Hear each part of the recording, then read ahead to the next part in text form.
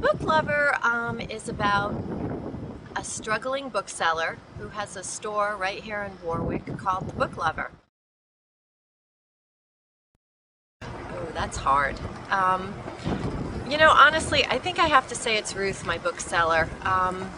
Even though I'm a writer and Lucy, the author in the book, is a little bit following a journey I took. Lucy is not me. Her story is different, but her writing journey is similar.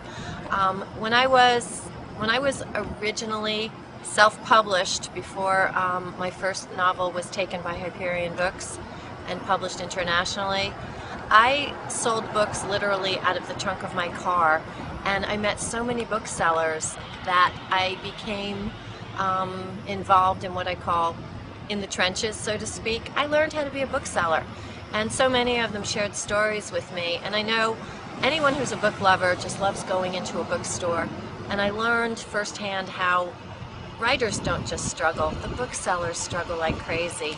And I decided I wanted to tell this story, and as it grew, Ruth grew, and I think everyone who's read it so far has fallen in love with Ruth and her store.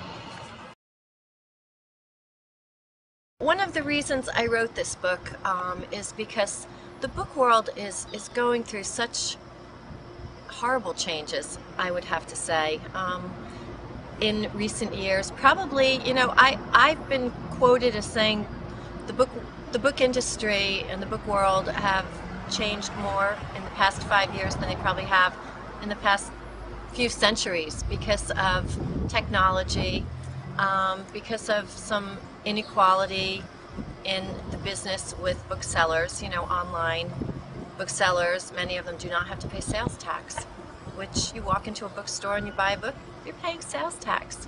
There are some monopolies happening, and these people that own these bookstores, they don't do it to get rich. They do it like I do, because I love books. I'm in it because I love books, and I really wanted to build an awareness, but my original intent was to show how a book starts in a writer's mind and goes through that magical process, to become a book, to get into a bookseller's hands, and to end up on a store shelf and into their hands. And in the midst of doing that, I created both sides, the writers and the booksellers.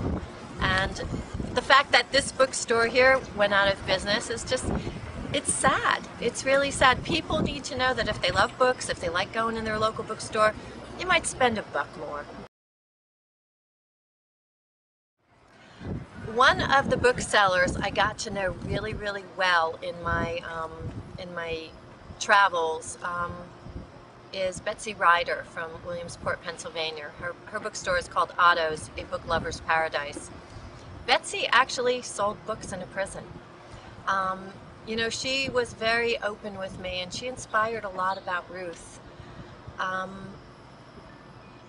When I knew that she sold books in the prison, this whole story just started to immediately come to life. And I actually knew someone who went through a bit of Thomas's journey. I used his backstory for the reason Thomas went to prison.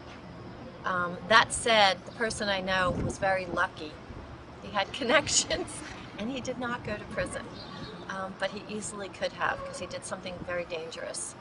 So I know for a fact, because I know people who have done things that are not so good, and who really do grow from that experience, who realize that they've hurt people, hurt their families, hurt themselves. And they do come out on the other side transformed.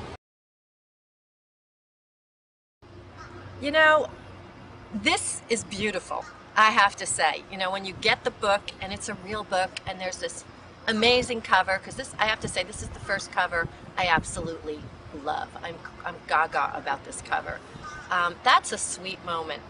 But this doesn't happen every day. The day-to-day writing, you have to have some happy moments, some beautiful moments, because it is such a hard job.